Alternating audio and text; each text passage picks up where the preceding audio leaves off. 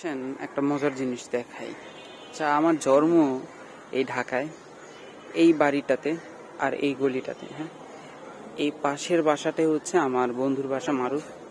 মানে ওর সাথে একবারে পিঠাপিঠি হয়ে বসা, ওই যে একটা বিড়াল বসে আছে। যাই হোক, যেটা দেখানোর জন্য ভিডিওটা করলাম। এটা জানেন না বিধায় আপনাদের জানাচ্ছি। এই যে আমাদের বাসার পিছে, মূলত এই যে আমাদের গলিটার যে পিছে একটা ডোবা আছে। হ্যাঁ, ডোবাটা উপর থেকে দেখে, ডোবা অনেকে গাড়া বলে। এটা এই জায়গা থেকে শুরু হয়েছে, ইভেন ওই মাথা পর্যন্ত তৈরি করা হয়েছে। তো অনেকের অনেক কথিত কথা আছে যে এই জায়গায় অনেক অশরীরিক আত্মা, জিন, ভূত থাকে। অনেকে বলছিল আমাদের এই জায়গায় যে এই ডোবাটার মধ্যে অনেক বাচ্চার কান্নার আওয়াজ পাওয়া যায়।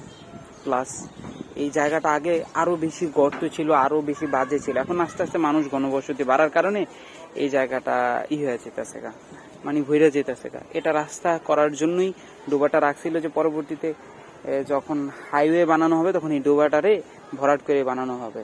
মানুষ ডোবাটা আস্তে আস্তে দখল করে লাইতেছে। গাড়া বা ডোবা যেটাই বলেন, এটা হইল গিয়া আমার জন্মের পর থেকে আমি এটারে দেখতেছি এরকমই। ঠিক আছে, অবশ্য ডোবাটা আগে অনেক বড় ছিল, এখন মইরা যেতেছে।